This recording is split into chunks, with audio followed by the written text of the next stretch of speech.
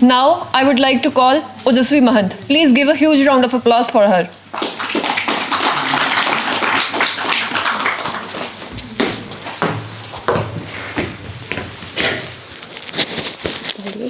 Thank you.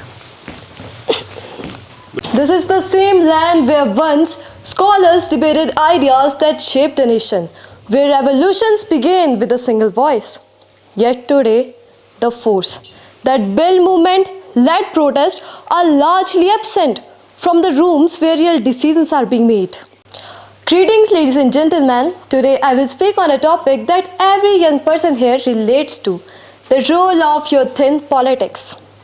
We shout online, protest on streets, debate endlessly. Yet, when it comes to actual power, we remain invisible. We all know that politics is not a game. It is a battlefield for our future, where silence is betrayal. We can wait or we can step in. We can watch or we can take charge. The choice is ours and history will judge us by what we do today. So before I continue any further, I want everyone here to participate in something very simple. Please raise your hands if you have ever felt angry at the system, frustrated by an incident, disappointed in leaders, yet did nothing beyond sharing a post or a story. Look around. This is the reality of our generation. We all can see that there are only 5 hands. Only 5 hands. And this fear comes from hesitation. Why do we fear, you ask? We fear because we are scared of being judged. We are scared that people are going to judge us. But tell me, ladies and gentlemen, if we are going to hesitate in a room like this among our own people, then what are we going to do if one day our power is threatened? And this isn't some any random made up theory. We have already seen what happens when youth chooses participation over silence. On 4th September 2025, the government of Nepal blocked access to 26 major social media platforms, including WhatsApp, Instagram, Facebook, Twitter, and many others.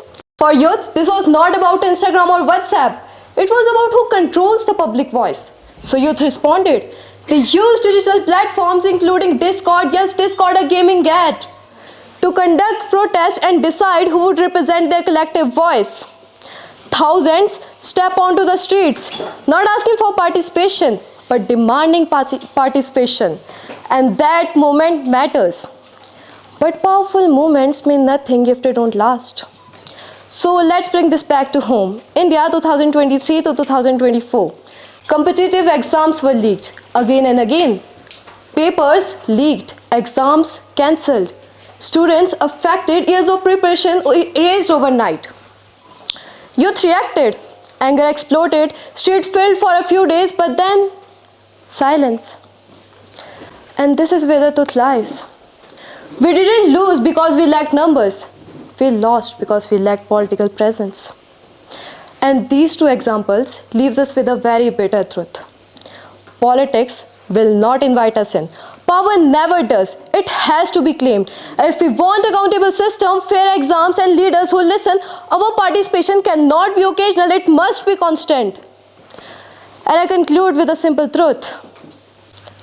History does not remember those who complained the loudest. It remembers those who refused to leave the room.